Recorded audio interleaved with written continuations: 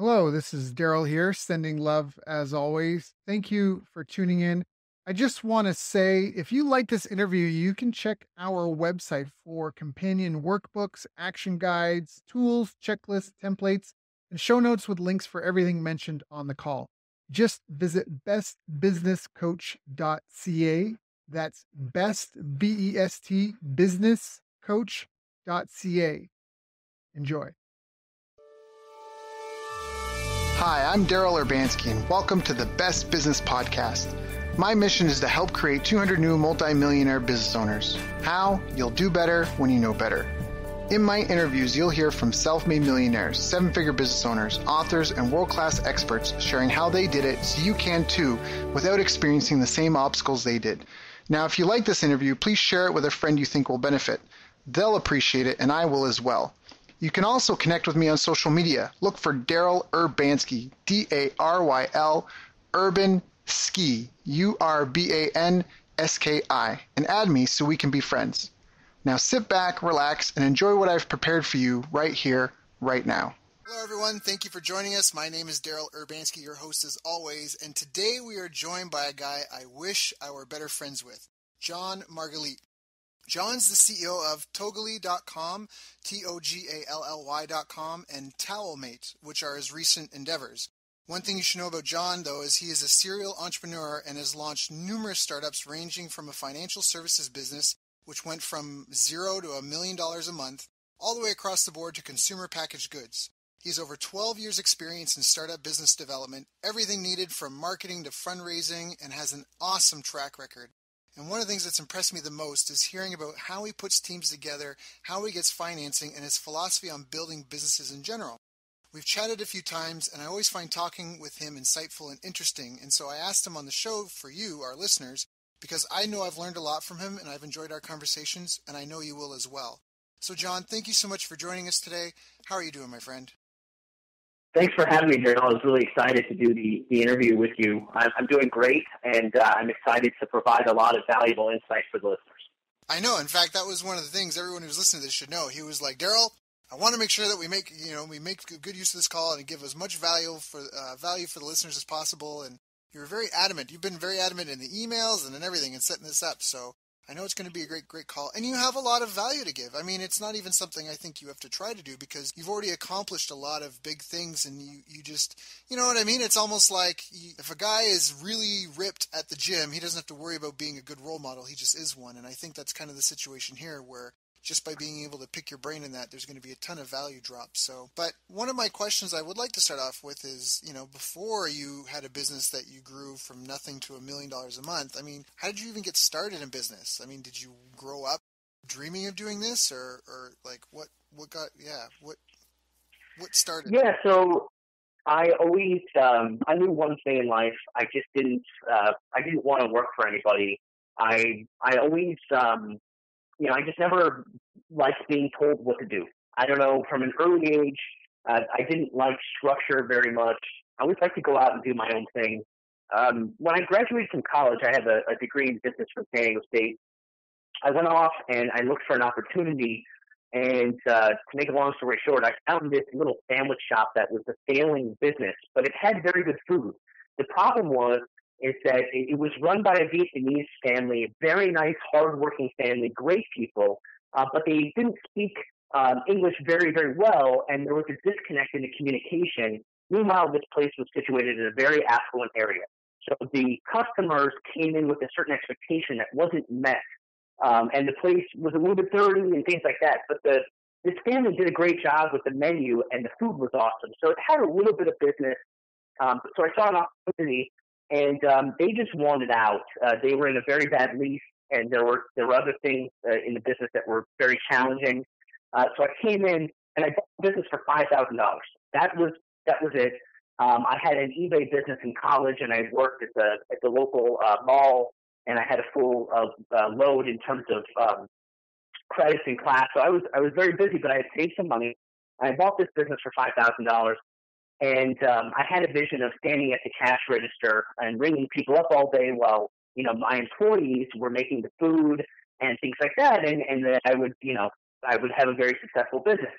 In 2 short weeks, Daryl, I found out that it was the exact opposite. I was cleaning the bathrooms. I was making all the sandwiches. I was mopping the floor. I had to paint the place and clean the windows. So I ended up being a janitor in a sandwich maker, basically, is what I'm telling you. Right. And We're the business. yeah, exactly. And if I wanted to hire people, I figured out that I'd be losing money. So, um, I was miserable for about 2 years. There were punk kids telling me that I didn't put enough mayo on their sandwiches and or the bacon wasn't crispy enough and things like that. And it wasn't what I thought. But I was able to actually turn the business around within a couple of years and sell it. And I didn't make any money on that business, but I broke even, and to me, that was a victory. Right. Right, yeah, at least you didn't lose anything. And you gained all that knowledge. That's so true. I mean, I get so many people who have MBAs that come to me and ask me questions that, for me, because of the experience, I think are elementary. But there's something to be said for, like, real live street, like, in the trenches knowledge. You almost can't buy that education. You just have to pay for it as you go. Yeah, no, that's exactly right. I learned that getting a bad grade in school is one thing, but losing your money, that's a whole different story, right? So, so that business taught me a ton, and it also taught me that to be very careful about the businesses that you pick and choose to go after in life, because, there are many opportunities, and I think that the biggest problem most entrepreneurs make is that they guess.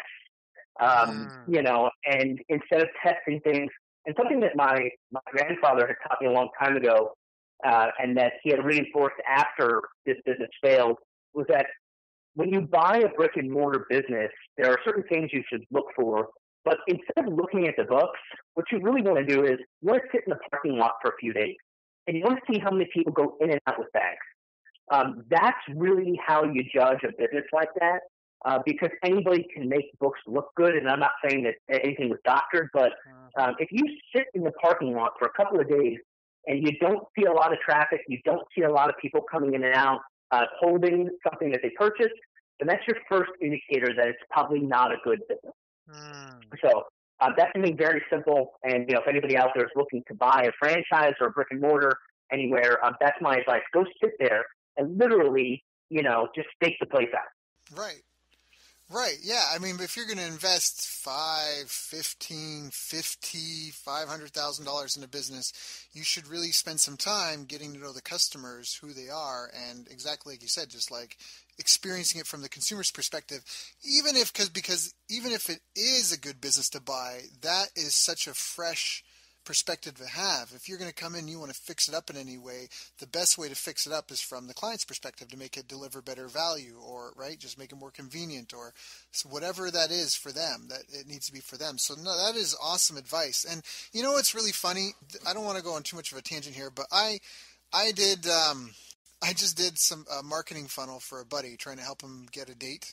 And we were kind of like laughing about it because it was just like a little pet project. And he was in a long-term relationship, and I don't know, he didn't think he had a lot of options. I was like, here, man, let me help you out and do something. But what was so funny is because we were just running ads on a dating site to drive him, like, it was just nothing super fancy. But it was so funny because it was so targeted for him, and I knew him and like what he was, and I knew his previous relationship. I felt like when I was helping him design the funnel, I was just coming from a place of extreme empathy. And we haven't launched it yet, so he's making a couple last videos, but I feel like it's going to be a resounding success. And I almost, like, I'm laughing because I feel like if he finds like his life partner, like I'm laughing because there's going to be some sort of business in that. But what you said just really struck a chord with me, because for me, the one thing I got out of helping him with that project was I was like, I am so empathetic. Like, I know him.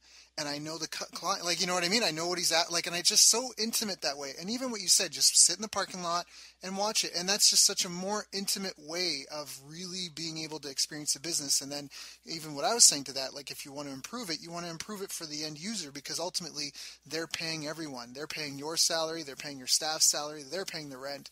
It's kind of like tax money being contributed to something, but it's what they're spending for what they're getting. So that's a great, great tip. Now, I want to ask you about something, because I know you're great at building teams, and you started to touch on it. Thought maybe go in a little bit deeper, but you noticed that you were doing everything at the company. You were the janitor, you were making sandwiches, and I don't think it's been like that for you in your other businesses now. So what's the difference? Well, yeah. So just to finish off that story, I was able to build a team actually there, and the other reason why is because I figured out the marketing. I sort of call every business there's a code, and to me the code is the marketing. And once you find a successful way to market your business, I call that cracking the code. So I was able to crack the code, and the way I did that is I literally, this was a neighborhood place on top of a mountain where there were no other commercial centers there to go to purchase things. You had to go all the way down the hill to buy anything. And so I walked all the way up and down the hill to hundreds of homes, knocked on the door personally with flyers, and said, "Hi, my name is John. I'm the new owner at the store, and I'd love to have you come in. I know that in the past you might have visited, it didn't meet your expectations, but I will personally be there to serve you. I've cleaned the place up.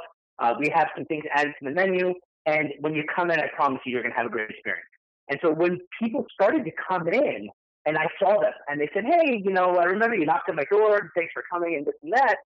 And we built that business up. And when the cash flow started to increase, I then was able to hire more people to help. But what I think is most important, and the reason why I was able to build my business to $1 million a month in sales is in my next business, is because you can have a great business model, you can have a great business plan, you can have a great idea, but if you don't have great people executing, it means nothing. It's worth zero. And so, the key is to bring in the most talented people you can and to sacrifice. And one of the things that you need to do, obviously, is to lead by example. And the strongest way you can do that is to actually pay yourself either less money or right on par with what the other people are making. And I know that might sound ridiculous to people, but I think Peter Thiel alluded to this in his latest book, 0 to 1, is that, sometimes in life, it's actually, you're going to make a lot more money in the long run if you sacrifice early on. And so there were two key things. Number one, everybody knew that I wasn't making more money than them to start off for the first couple of years. And number two, I always told people that we are working together. So nobody worked for me, they worked with me. I think that was really the key in getting everybody on board. It got everybody to buy in. We all saw each other as equals. But at the end of the day, they knew if there was an executive decision to make or if there was a stalemate in a vote, I was going to go ahead and step up and make that decision. Everybody trusted it. There was never a question. But everybody felt together. I like that. I like that a lot because it kind of speaks a bit more to the flatter businesses that we're seeing in this kind of era that we're in. And exactly like that. It's not you barking from the hilltop orders out and cracking the whip. You're like a general in the trenches with them. So no, I really like that. So for you, it was about the equity play, essentially. For you, it was the equity play and the exit. That's where you wanted to make your money at. The salary was just to kind of cover your living expenses, or Roof and Ramen, a buddy of mine. Actually, I didn't interview with him here, but Roof and Ramen is what we used to joke about in our earlier days. Is that kind of correct? You just need to make sure you've got food and your roof kind of taken care of, and then you want to build the business and you make your money on the exit. Is that correct? Yeah, that's correct. And you can raise your own salary later on. I just think in the beginning, it's the hardest part. Mm-hmm. And if you can go to people that are on your team and say, look, there's a certain amount of money coming in from our sales. There's a certain amount of profit coming in. And what I'm going to do is I'm not going to take the profit and put it in my pocket. I'm going to take the profit. I'm going to invest it back in the business. And when I say invest back in the business, I mean invest in you. Because if you think about what a business really is, it's a bunch of people, right?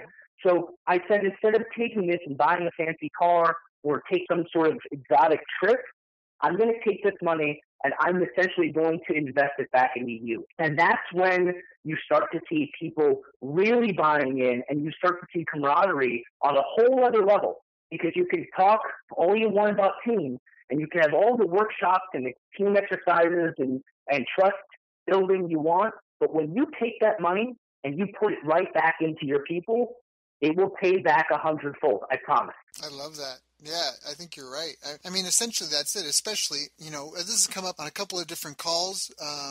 Where is this? I try to keep this handy. What you're just saying there is so important because the definition of entrepreneur in the dictionary is a person who organizes and operates a business or businesses. And what it doesn't say is a person who answers the phone and makes the sandwiches and cleans the bathroom and right. And I got that from Brad Martineau, an interview we did with him, and I love it. Every time I hear him say that, I'm like, that is so brilliant. And that's essentially what you're saying. You're investing in the people you've organized to execute the tasks that make up the business. And so by investing in them, they feel valued and appreciated and recognized. People crave recognition more than money. And honestly, that's probably what they're getting more than anything out of when you reinvest it back in them. You're acknowledging them and their efforts. And that just leaves them feeling warm and fuzzy inside. And like they have a place they belong and that they're good at something. Absolutely. And it's funny. I recently had a debate with somebody of the definition of entrepreneur. I'm glad that you brought that up because I'd like to tell you what I think that the word really means. So a lot of people, number one, if they're trying to start a business or they've been in business, but they haven't actually turned a profit yet, then they're just preneuing, right? Because entrepreneur means that you run a business and have made a profit. So that's one thing. But the other thing is that, I see a lot of multi-level marketing, MLM structures out there with skincare and other products. And somebody who's close to me is involved in one, and I see her posting on her Facebook page all the time, become an entrepreneur and run your own business and join the team. And I had a problem with it. And every time she would post something, it would eat at me more and more. And finally I called her and I said, look, entrepreneurs innovate things. You can be a business owner and a very hard-working person and run your own business. And I have ultimate respect for that. And so the analogy that I use is that if you buy a franchise, if you buy a Subway sandwich shop, you're a business owner. You're a hard worker. You're running your business for a profit. Fantastic. But you didn't innovate anything. They do all the marketing. They did the branding. They came up with the menu. So for me, I find a very it's a touchy thing for me because I feel that the true entrepreneur is somebody that innovates. Somebody that creates, somebody that disrupts what's going on, not somebody that jumps in, to the stream that's already going one way and just starts swimming with it. That's not, to me, the true entrepreneur is somebody who creates. Yeah, I agree. I mean, I agree definitely. I think that I've always felt there was a difference, and it's one of those things that you kind of define it yourself because you're in it and you don't see yourself as another person. But I've always had a different level of respect for the person who starts something from scratch versus someone who just sits in a pilot seat and takes over the helm. You know what I mean? Because there's just two different. I mean, and they're both the art of business, and so it's not necessarily that one's more. Well, I guess you could argue the startup is more important because without the startup, you wouldn't have the mature business. But you know what I mean? Like they're both important roles, but I definitely get what you're saying. I mean, the entrepreneur is the visionary who sees an improved solution to a problem and that, that solves a problem for a group of people. And that's why they go into business. I mean, ultimately, right? That's exactly it. That's exactly it. Yeah. And so that's all. It was something that come up recently, and no disrespect to the person who buys a franchise or anything. In fact, sometimes those people end up working harder than anyone else, and it's great.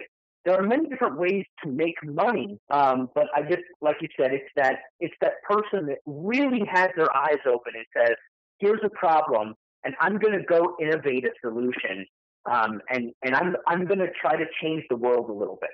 That to me is the epitome of a real entrepreneur. And that's just my definition. Yeah, no, I'm exactly there with you. We're in lockstep on that. I think that's, and I don't know if that's always frustrated me because I feel like I can see that, but a lot of people, I don't know if I felt that was different when I was a kid because I was like, why does everyone have this victim mentality? Because for me, if I see a problem, I go find a solution, I fix it. But for a lot of people, they just kind of scratch their heads and, they just kind of stand around. Like a tree fell and blocked the road and they're just trying to, well, there's a tree in the road now. I guess I'll sit down and play cards. And that's just always been frustrating for me. So let's talk about some of the other things that you wanted to make sure that we mentioned. Is there anything else you would add to building these teams? Because that's such a critical component. I mean, there's no way you're going to do $1 million a month without a team behind you that can support that sort of activity. I mean, that's a full-blown enterprise at that point. That's not like a lifestyle business or a hobby business. Like $1 million a month, I mean, you've got, I mean, depending on... Well, we had 100, we had like 94 people under one roof, at our height, at our peak. So no, it was a serious business. It started to turn almost into a mid-sized business, not a small business. I think with the team building as well, I never check references. I barely look at a resume. I just think that those things are irrelevant because anybody can point you to somebody who's going to give them a nice reference. And I think that anybody can put anything on paper. You can Google, great resume and just copy it. And I don't have time or the bandwidth to check on these things. But what I do is I'll hold a really extensive interview. And there are certain key things that I will ask people. And I'm going to share one of them with you because to me, it never failed. So what I did is I had certain questions. When I would hire salespeople, one of the questions was, what's your favorite color? And what I'm really looking for, the answer is green, right? Because I want people that are motivated by money. What I found, which was really interesting, Daryl, is that I would ask people who their role model was growing up and who they looked up to the most in life. And you get answers all the way from, the president to, whoever it may be. But there was one thing in common that I found. People that answered one of their parents, my mom or my dad, they always were successful and stayed with me for a long time. And so in the interview process, if you didn't answer mom or dad, I typically just discarded that person right after the interview. And I think it's because when their role models were their parents, it means that they were raised right. And the people that were raised right seem to have better values. I built a finance business and we were selling people home loans and insurance.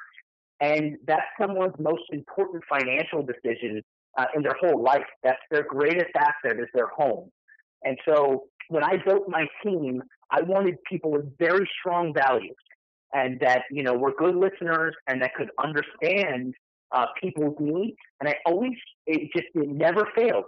If you answered mom or dad, you were a shoo-in to be successful. That is awesome. I love that. I was writing. I hope you don't mind if I was slightly distracted. I was writing this down. No, Can you repeat those two questions again? Who is your role model growing up, and who do you look up to in life? Were that the two questions? No, that was like one question, but the other one is, what's your favorite color? Right. And believe it or not, most of the strong salespeople, the majority, would say green. And that's the answer I was looking for. Now, that's just for a sales position, But the role model question was the main one. I would always say it to the end, and if the answer didn't come out the way I wanted, that resume just pretty much went in the trash. That's awesome. So salespeople have to like the color green, and anyone else, or even including the salespeople, they need to say their role model growing up or who they look up to in life is their parents. That's awesome. I think that you're hitting on a psychological thing that runs really deep. That is very, very interesting. I'm going to be chewing on that for a while. I like that a lot. I do. I like that a lot because it's a simple thing to execute, but the implications are profound. So, yeah, I like that. I like that a lot. So what about hiring people? Like, how do you justify hiring someone when you know it's going to cost the business money? Like you mentioned in the sandwich shop, how did you justify that? I mean, even when you have more marketing going and you had more customers coming in, you're still only making, blank dollars a month, but now you're going to hire people and they're going to share in the profit. So how do you justify that, or how do you calculate that? Sure. So a couple ways. And, I want to make something clear for everybody. There's only one thing that matters in every business, and that's sales. That's the only thing that matters. If you have money coming in, you can tweak everything else. You can tweak customer service. You can tweak your products. You can tweak your services. But if you have sales, then you have a business. So what I did was specifically in this sandwich shop, it was like a small market. There was a large space in the shop that was underutilized and was taking up space, but really wasn't generating any profit. And I had a neighbor, in fact, he still lives next door to me, that was running a dry cleaning business. And he came and visited me, and I told him about the struggles. And he was a pretty successful entrepreneur for years, had this dry cleaning shop in his family for many years. And he said, look, why don't we buy a dry cleaning spindle? You know, when you pick up your clothes and they hit the button and it goes around until your number comes and they take your clothes off the rack on that big spindle. Right. Yep. He said, let's put a mini one in the back here and make this a pickup drop-off for dry cleaning. So essentially, if you wanted to do your dry cleaning, you had to drive all the way down the hill, like I mentioned. And so he said, imagine people coming in the store. They would get their deli meats, their sandwiches. We had fresh produce. We had a huge wine selection there. And then they could pick up and drop off their dry cleaning so they wouldn't have to go all the way down the hill. So he said, let's put a spindle in here. Every morning, I'll come and drop off the day before dry cleaning, and then I'll pick up whatever you have from the evening before. And all you have to do is tag it and put it in a bag, and that's it. I'll do the rest, and we'll split the profit. So I said to myself, wow.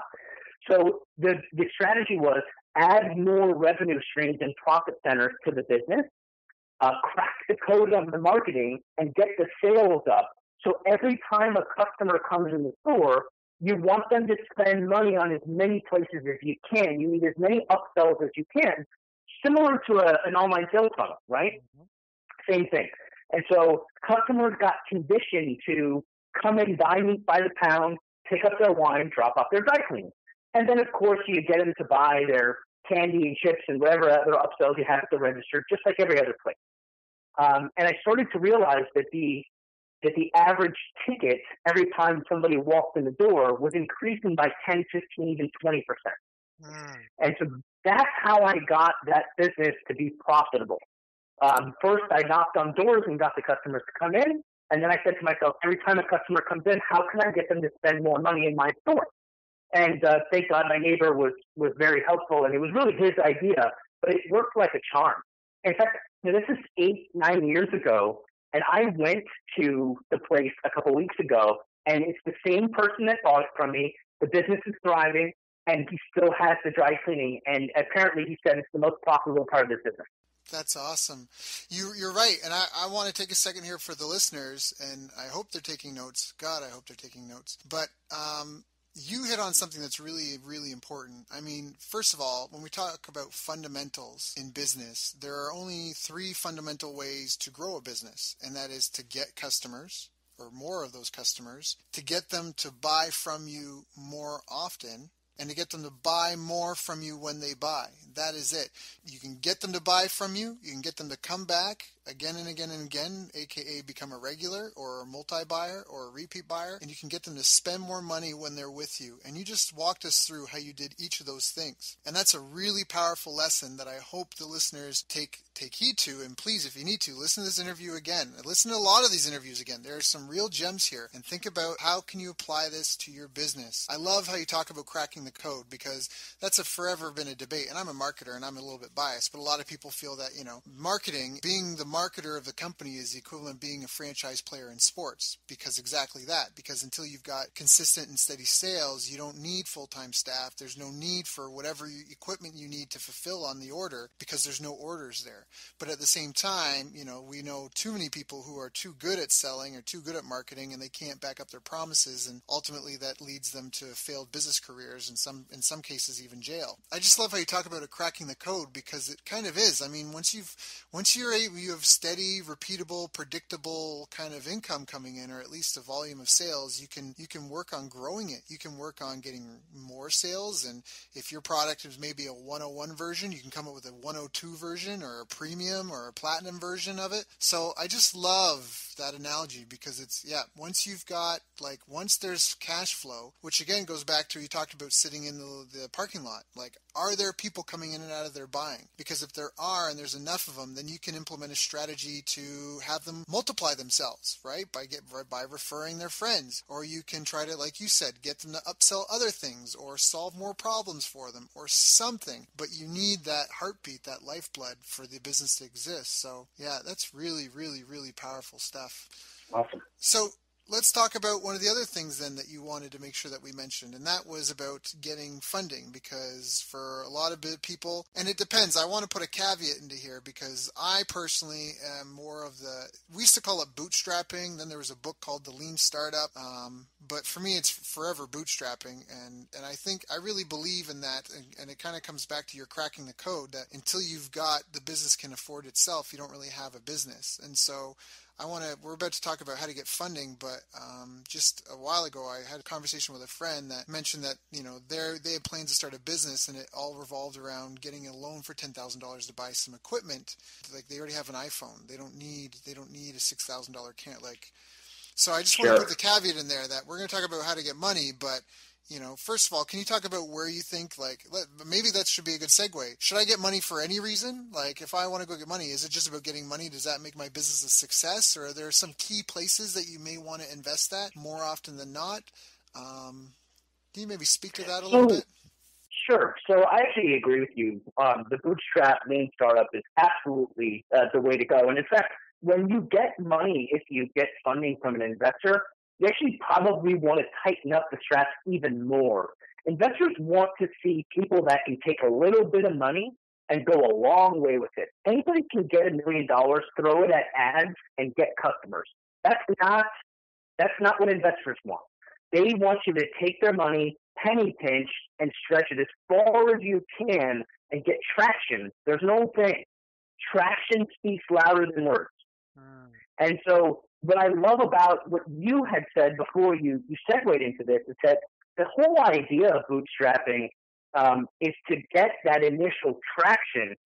If you're going to raise money and you've got some sales or you've proven your business model and you can say, here's the machine, I've already proven that the machine works. And when I say the machine works, I mean the cost to acquire a customer is less than whatever the gross sale is, so it yields a profit, and I can go scale this now because I've proven the machine works. That's all you really need. That's what investors want. When you look at, I'm going to put my investor hat on for a second because I too am an investor, and when I look at a deal, I want to see something that the entrepreneur has de-risked, right? De-risked. That's the main point here, because if I'm going to put my money in, I want to know what all the risk factors are, and I want to know that the entrepreneur has figured them out or has very good answers, and that my risk is going to be limited. And if I already know they have a well-oiled machine that has proven to yield some sort of profit margin at the very smallest level or scale, then I'm more confident that they can grow it. Right. So eloquently said. I love that. Again, it talks to, that was this question I asked my friend. I go, all right, say you get the $10,000. Now what's your plan to make that $10,000 back? And that's almost exactly what you're talking about. Like, there has to be an elimination of risk. It can't be a gamble. If I've got $100,000, why am I going to give it to you for any reason other than you already have something that's making money? You have a vending machine that for every dollar you put in, you get $2 back, and you just need some extra money so that way you can just get to bigger numbers faster, versus taking my money and going and playing and experimenting, hoping that you can create something like that. Is that correct? Would you agree with that? I mean, I know that there's probably some people that they're fine in high risk venture capital, and and as long as you've got a solid track record, they'll give you some money hoping that you can go create that asset. But for other people, they just want a safe place to put their money and where they know that they're going to get it back. No, I think that you're right. There are different types of investors and investment vehicles for lower and higher risk. There are people that are just in the idea phase that don't actually have a product built or any sales yet, and that's okay too. But I think that the point here is that you want to spend the least amount of money possible and get the most traction. And just because you get funding, that's not a green light to go spend money. It is in a way, as long as you're methodical about it and you do your testing in small chunks that are controlled.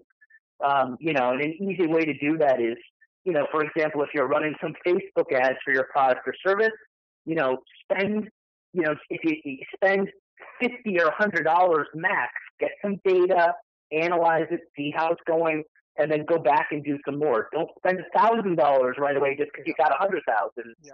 The money can go a lot faster than people think. Than yeah. It's there's pain in our voices talking about that. Yeah, I've raised millions of dollars for my own businesses and other people's that I've consulted for, and I got to tell you, the money evaporates. And when you take other people's money, you have a fiduciary responsibility to report back to them on a quarterly basis, usually at minimum, and show them where every penny is going. And if you can't responsibly do that, then you probably shouldn't be getting the money in the first place. That's right. Nope, I agree. So well said. Again, guys, please take notes and turn this into some sort of action. Don't just know it, live it, breathe it, and implement it in whatever it is that you're doing. So, John, let's talk about this. So I've got a business. I've got some sales. I've got steady recurring sales. I know if I could just hire and train up sales reps, or maybe I just need to train up more staff to help so I can take on more volume because I've got so many sales, I'm turning people away. Whatever it is, I feel like I've got something, and if I just had an injection of cash, I could eliminate a roadblock to growing a bigger business. Like, how do I fundraise? Where do I find people with money? How do you ask someone for money? Like, how does that conversation go about? And, what would be your suggestions on this? Sure. And that's actually, what's funny is that I ran a workshop on how to pitch investors, but I figured out very quickly that most people wanted to know, how do I find investors? So they were thinking, we can get the pitch down, but then if we don't have anybody to pitch, then what's the use? So that's a very good question. So first I'm going to answer, how do you find the investors? And then I'm going to answer, the second part is, how do you pitch them, and what do you say to them? How do you ask for money? So the first part of the question, believe it or not, I just closed over $100,000. I'm raising money right now for my business, Toggly, as you mentioned before. It's an online marketplace for people to locate and hire photographers. And we're in a Series A round of over $1 million. And I raised over $100,000 from cold emailing somebody on LinkedIn. And what I did was I just typed in angel investor in their internal search, and I saw who was connected to me. Because angel investor is something that people put in their profiles if they're serious angel investors. And I sent a message, and I said, hey, here's my track record. Check out my LinkedIn profile. I have an exciting venture. And without giving any details, I always use the word this, THIS. And the title, or what I leave them with, is, you don't want to miss out on this. And what that does is it creates an open loop, right? And so when people looked at my profile and said, oh, this guy looks like he's pretty successful, he has a nice track record, he has a lot of recommendations and things like that, then they think to themselves, well, what is this? I want to find out. And next thing I knew, the guy invited me to his home. We had a very nice meeting. And, like I said, there's over $100,000 in the bank already from this person because they were excited about the opportunity. So LinkedIn is a great, great place to start. And the next thing I do is I go to as many networking events as I can. You never know who you're going to meet. I bring a bunch of cards, and I really work the room. I try to talk to as many people as possible.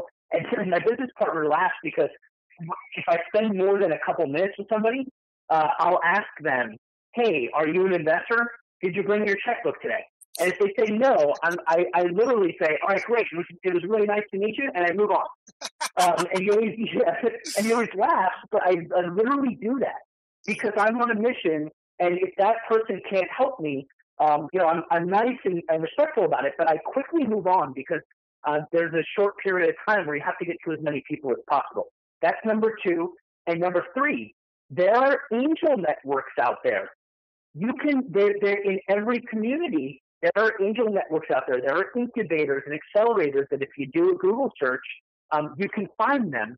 And I do quite a bit of pitch competitions, and I've won quite a few of them and won over tens of thousands of dollars. So I apply to these pitch competitions, and I go and I present, and there's a panel of angel investors that you can present to.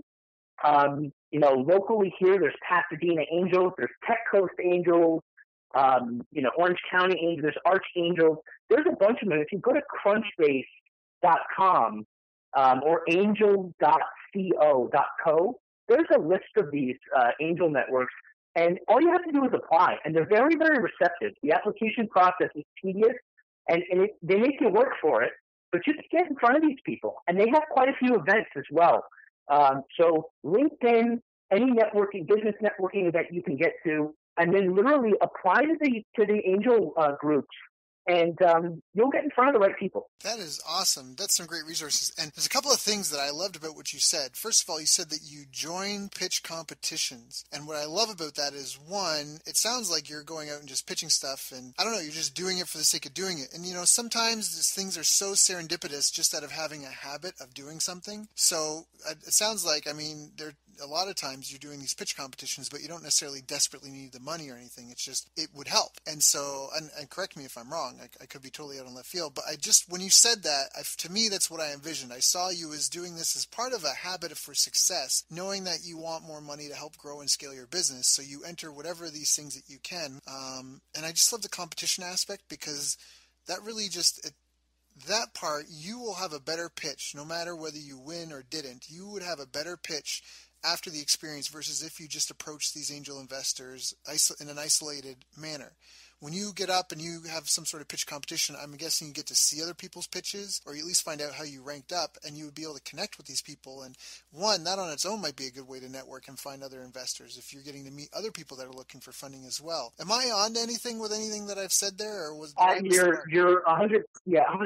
You're right on the money.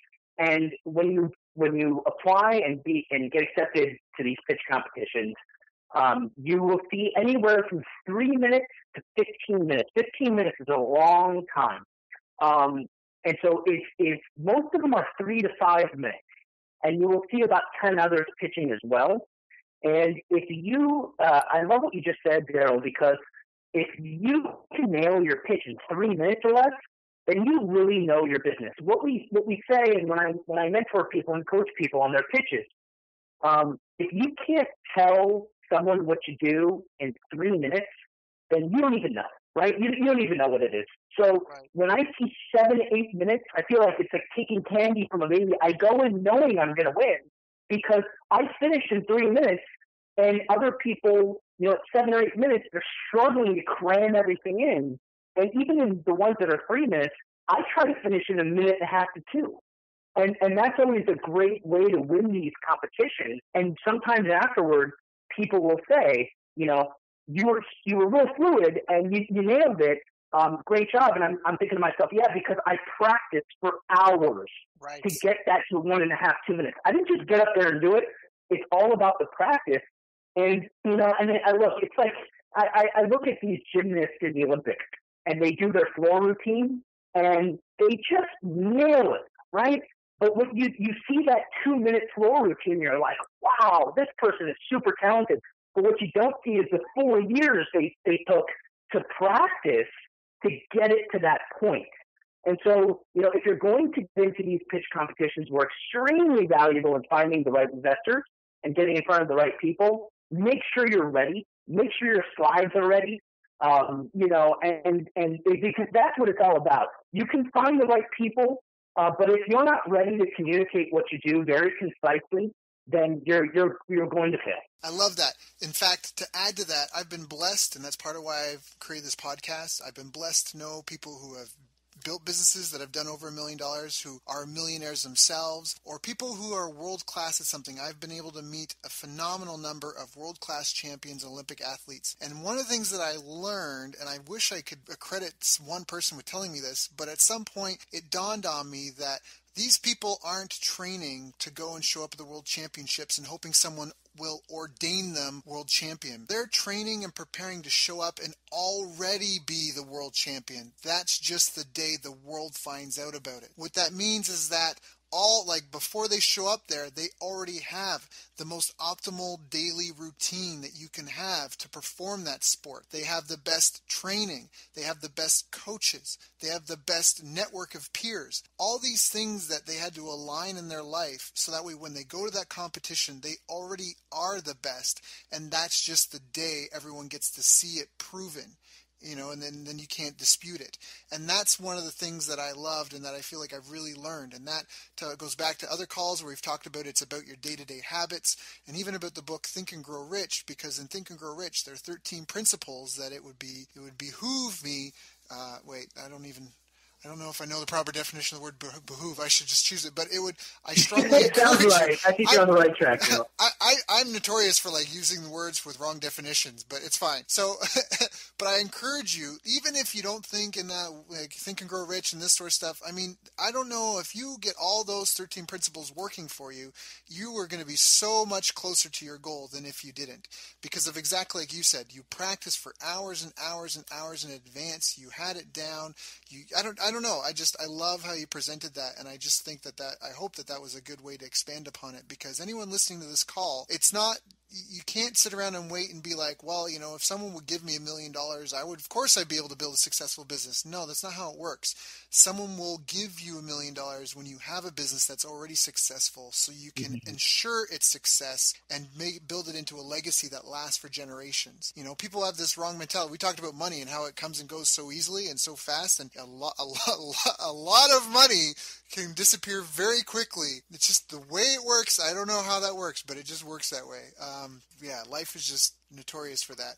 But what you can, if you know how to manage your money when the numbers are small, I mean, that's the same thing. I mean, that's why so many lottery winners are bankrupt, because they have bad money management habits. And so just because they win $100 million doesn't mean that they're going to know how to take care of it, and they lose it or squander it very, very quickly. If I snap my fingers and gave whoever is listening to this call right now, if I snap my fingers and gave you a body that looked like Arnold Schwarzenegger's in his prime, how long would you be able to keep and maintain that before you just went back to to the shape you're in now? And that kind of speaks to what you're saying. And that's why I even articulated and wanted to talk about how you were joining pitch competitions, you were networking people, you're seeking out, building that profile. That's awesome, because I want the people listening to this call, if you need money, you need to be taking these down as action steps and behaviors and habits that you need to have for yourself, for your life, for your business, so you can be a better, more valuable person in your community, to your family, and to your employees and staff. Do you have any other tips for us, Jon?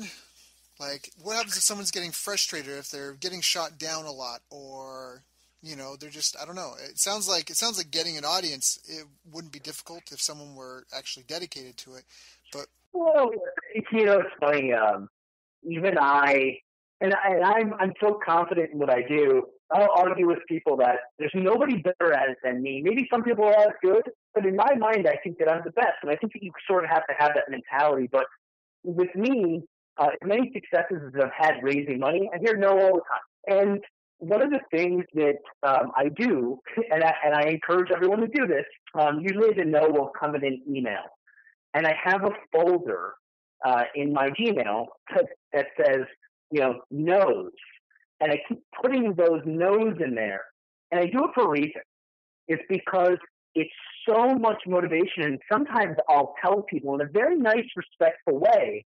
I got to know from a very high-level angel investor that I have a really good relationship with that I thought was a shoo-in to give me money for this business. And he said no, and very politely in his email. And for whatever reasons he had outlined, and I emailed him back and I said, hey, thanks so much for the opportunity and the time to share this with you and the consideration. I want to let you know something. I am so excited about the chance when I'm going to have to email you back or call you and let you know how wildly successful this was and how much you missed out. And I'm putting your email that you just sent me in a folder of other people that said no, so I can take this basically and shove it down your throat when it is. And he actually emailed me back and said that he felt that only the people that had that sort of moxie and got motivated by no's are the only people that can actually succeed.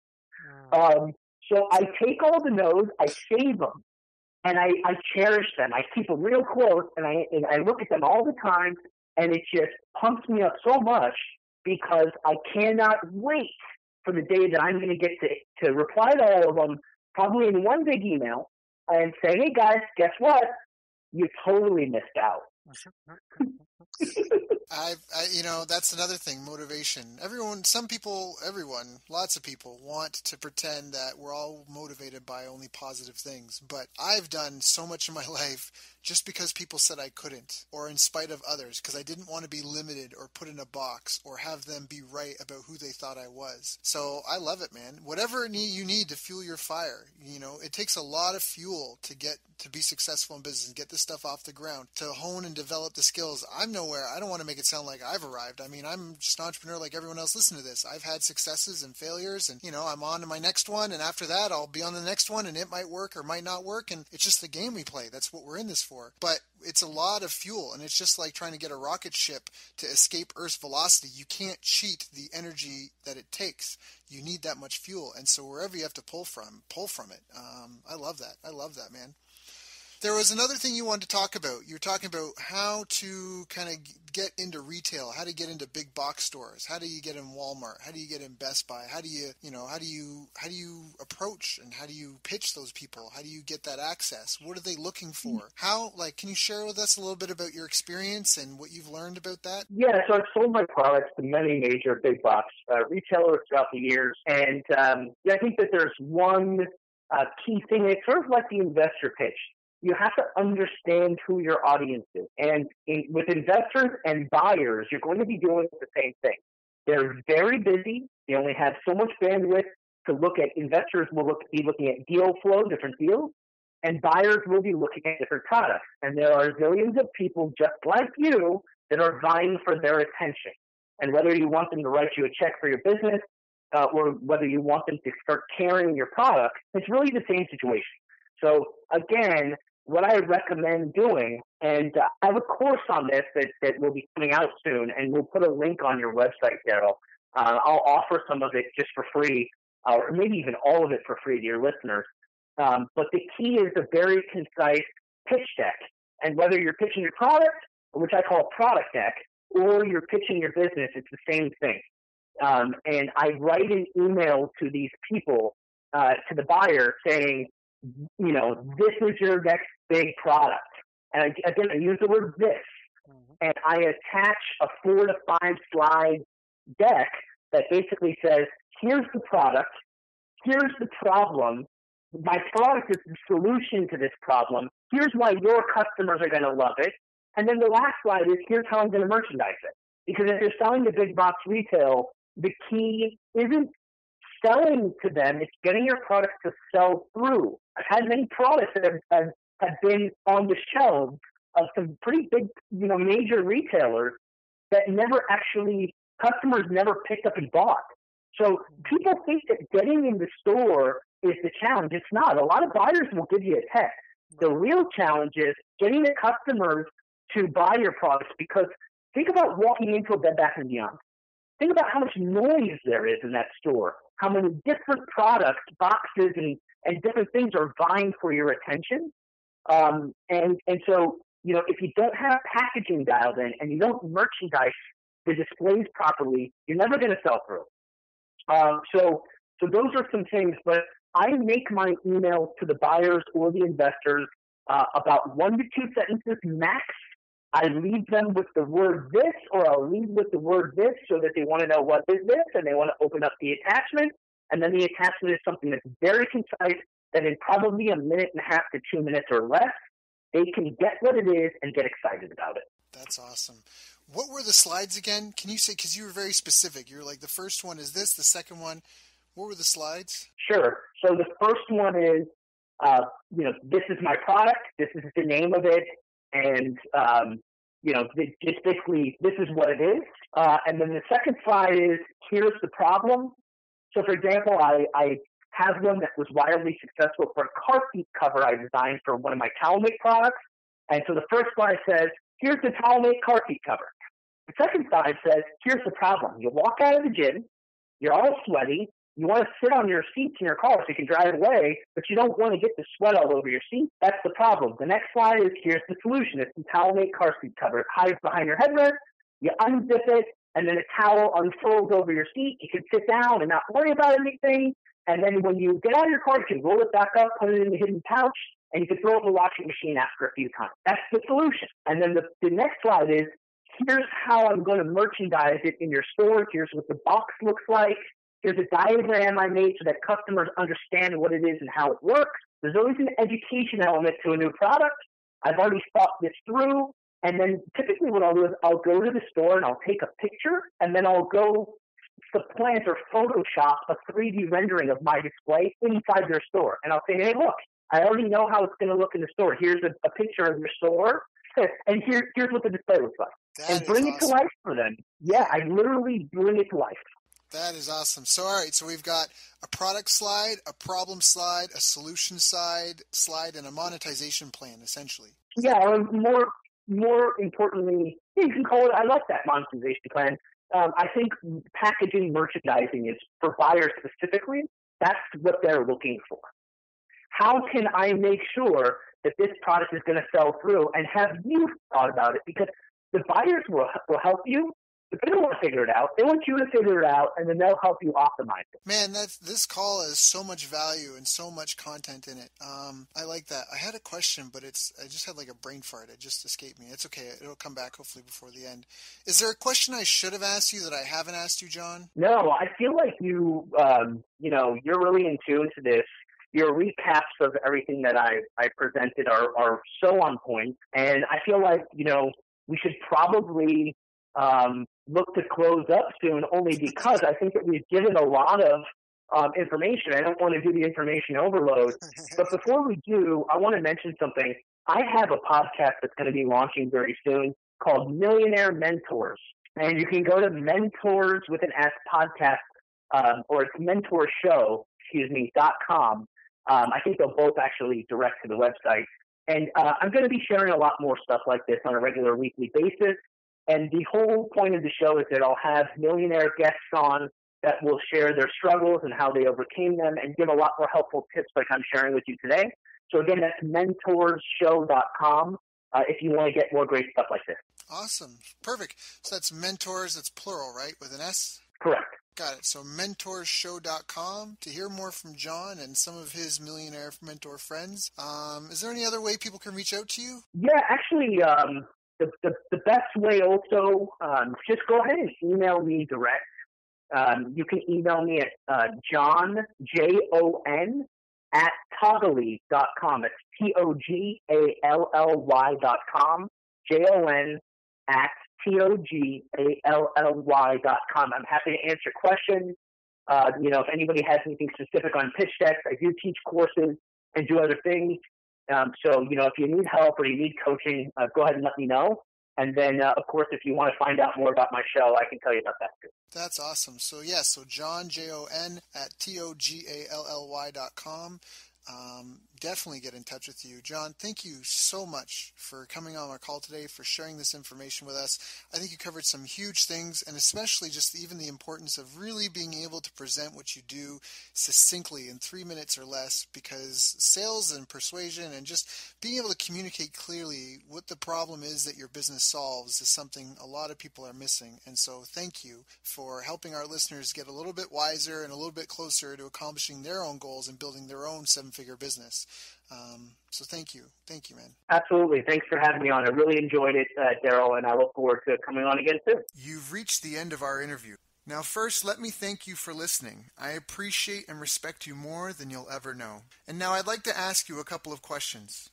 First, what 3 lessons did you just learn? What 3 aha moments just jumped out at you?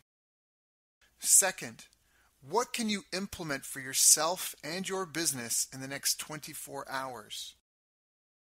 Third, what can you give to someone else to help you with, or give to them to just do it for you? Whatever it is, remember, taking action is the secret sauce to results. Now, if you think this interview would be helpful for a friend, please give them a link to it. It'll help them and it'll help me too. I'd also like to invite you to help me find out more about the challenges you're facing, your dreams, your goals, and how I can help you overcome what's holding you back. We both do better when we know better, and your success is my success. So please reach out and interact.